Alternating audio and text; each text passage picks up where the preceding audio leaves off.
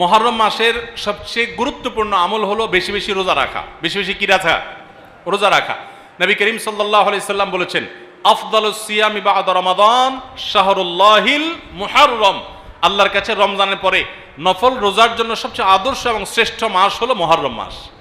এজন্য ভাই মুহররম মাসে বেশি বেশি নফল রোজা রাখার চেষ্টা করতে হবে।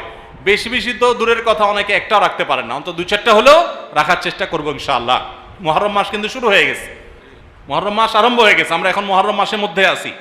সম্মানিত মাসের মধ্যে সম্মানিত 4টা মাস আছে, এর ভিতরে সবচেয়ে শ্রেষ্ঠ হলো এই মুহররম মাস, বছরের প্রথম মাস, হিজরি বর্ষের।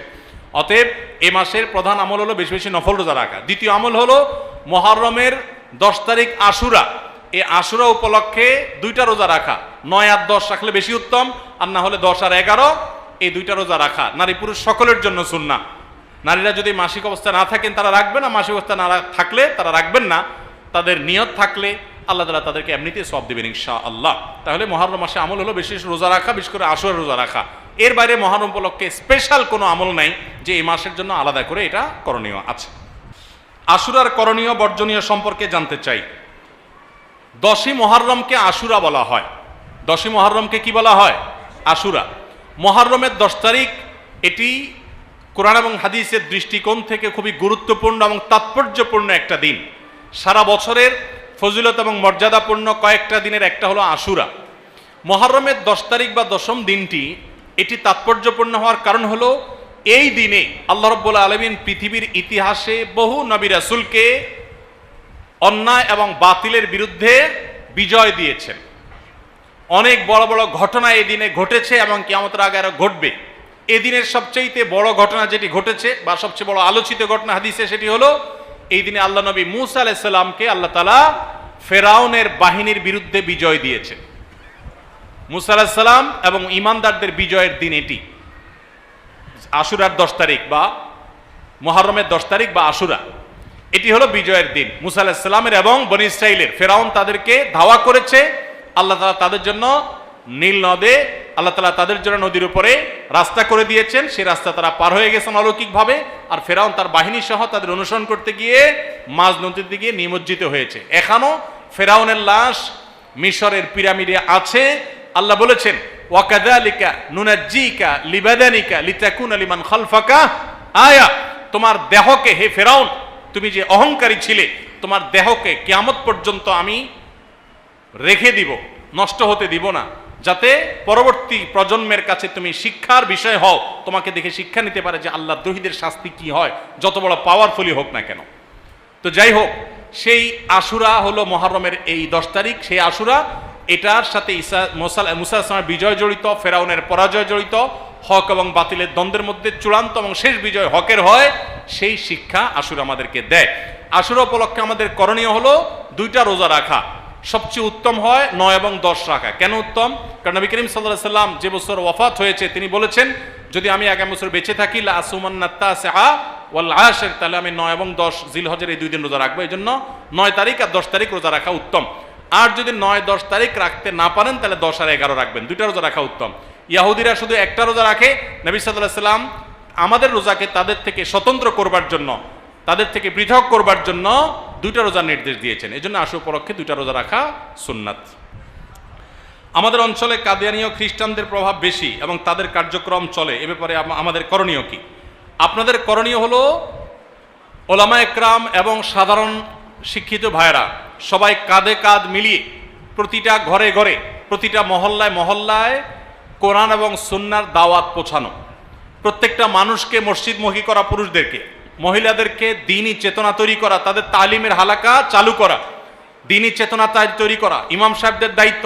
এই এলাকাগুলো গোমরাহি দ্বারা যদি ভরে যায়, মানুষ যদি বিভ্রান্তির পথে চলে যায়, মানুষ যদি পথ হারা হয়, ঈমান হারা হয়, মনে রাখবেন এলাকার ওলামা একরাম আপনাদের দায় সবচেয়ে বেশি, ইমাম সাহেবদের দায় সবচেয়ে বেশি।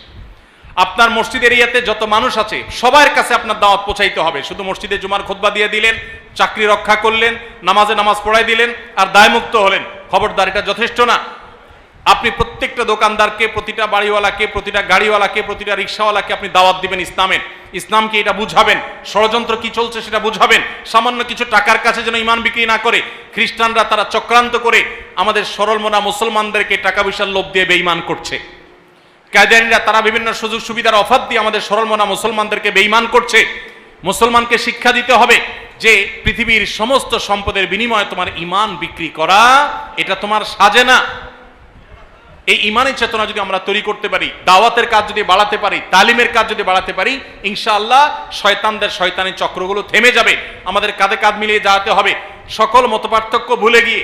আমরা জানি এই অঞ্চলে আপনারা নানা রকম ইখতিলাফের মধ্যে ডুবে আছেন। আপনি মুসলমান ভাই, আহলুস সুন্নাত ওয়াল জামাত ভাই, কাঁধে কাঁধ মিলান। সে যে চিন্তার হোক, যে মতাদর্শের হোক, আপনার সাথে হাজার ইখতিলাফ থাকুক, ইসলামের দাওয়াতের কাজে আপনি তার সাথে কাঁধে কাঁধ মিলিয়ে কাজ করেন আর বিরুদ্ধাচরণকারীদের বিরুদ্ধে দাঁড়ান, না হলে এলাকাকে বাঁচাতে পারবেন না। আল্লাহ আপনাদেরকে সেরকম শক্তি এবং সামর্থ্য দান করুন। আমার মেয়ে গুরুতর অসুস্থ, তার সুস্থতার জন্য আমাকে একটা আমল বলে দিন এবং আমার মেয়ের জন্য দোয়া করবেন। আমরা সবাই দোয়া করি এই ভাইয়ের মেয়ের জন্য, আল্লাহ রাব্বুল আলামিন তার মেয়েকে পরিপূর্ণ শেফা কামাল আজলা দান করেন। আমরা অনেকেই অসুস্থ বা আমাদের পরিবারের সদস্যরা অসুস্থ, অনেকেই আমরা এটা নিয়ে পেরেশানিতে আছি। আল্লাহ রাব্বুল আলামিন সবার সমস্ত অসুস্থ রোগীদেরকে সুস্থতা দান করেন, সবার সমস্ত পেরেশানিগুলো আল্লাহ রাব্বুল আলামিন দূর করে দেন। আর সেই সাথে আমলের ব্যাপারে বলবো যে কোনো অসুস্থতা, যে কোনো বিপদ আপদে, মুসিবতে সবচেয়ে বড় আমল, সবচেয়ে প্রধান আমল হলো যে আল্লাহ রাব্বুল আলামিনের কাছে দুহাত তুলে, সম্ভব হলে 2 রাকাত নামাজ পড়ে বা যে কোনো নামাজের পর বা সাধারণ সময়েও আল্লাহর কাছে দুহাত তুলে আল্লাহ তাআলার কাছে চোখের পানি ফেলে বা কায়মনো বাক্যে আপনি দোয়া করবেন, আল্লাহ আমার অমুক সন্তান অসুস্থ, আপনি তাকে শেফা দান করেন। মন খুলে দোয়া করবেন। আমরা দোয়ার ব্যাপারে অনেক বেশি কার্পণ্য করি। আমরা হুজুরদের কাছে দোয়া চাই, কিন্তু নিজের দোয়া নিজে অনেকে করি না, করতে জানি না। এই জন্য ভাই, নিজের সন্তানের অসুস্থতার জন্য নিজে আল্লাহর কাছে লম্বা সময় নিয়ে দোয়া করবেন। দোয়া করতে কোনো মায়ের পেঁচালা শব্দ লাগে না। আমরা মনে করি হুজুররা কত মায়ের পেঁচ দিয়া, সুরটুট দিয়া, কবিতা ছন্দ গাইয়া টাইয়া দোয়া করে বোধ হয়। এত কিছু দরকার নাই ভাই। আল্লাহ তাআলা মায়ের পেঁচালা কথা দেখেন না, আল্লাহ দেখেন অন্তরের ব্যথা। আপনি আল্লাহর কাছে আল্লাহর প্রশংসা করে, নবী সাল্লাল্লাহু আলাইহি ওয়াসাল্লাম দুরূদ প্রেরণ করে দুহাত ধরে সাদা মাঠাভাবে বলেন, আল্লাহ আমার মেয়েটাকে সুস্থ করে দেন, আমার কোনো ভুল হলে আমাকে মাফ করে দেন, মেয়েটাকে সুস্থ করে দেন। আল্লাহর কাছে আপনি কায়মনোকে দোয়া করেন, এটা হবে সবচেয়ে বড় আমল। এর পাশাপাশি স্পেশালি যে কোনো বিপদ আপদ বা কঠিন সময় ইস্তেগফার এবং দুরুদ এবং দোয়া ইউনুস হলো লা ইলাহা ইল্লা আনতা সুবহানাকা ইন্নী কুনতু মিনাজ জালিমিন, আর দুরুদ ইব্রাহিম আল্লাহুম্মা সাল্লি আলা মুহাম্মদ ওয়া আলা আলি মুহাম্মদ, বা যে কোনো দুরুদ। আর ইস্তেগফার আস্তাগফিরুল্লাহ আল্লাযী লা ইলাহা ইল্লা হুয়াল হাইয়ুল কাইয়্যুম ওয়া আতুবু ইলাইহি, অথবা আল্লাহুম্মা আনতা রাব্বি লা ইলাহা ইল্লা আনতা, অথবা শুধু আস্তাগফিরুল্লাহ। এই ইস্তেগফার বেশি বেশি করে পড়বেন। তাহলে দুরুদ, ইস্তেগফার, দোয়া ইউনুস, এই তিনটা কন্টিনিউয়াসলি পড়বেন আর আল্লাহর কাছে দুহাত তুলে দোয়া করবেন। ইনশাআল্লাহ আল্লাহ তাআলা শিফা দান করবেন। বিশেষ করে অসুস্থ হলে, অসুস্থ থেকে আরোগ্য লাভের জন্য, ব্যথা হলে, জ্বর হলে তার জন্য দোয়া আছে আলাদা। এছাড়াও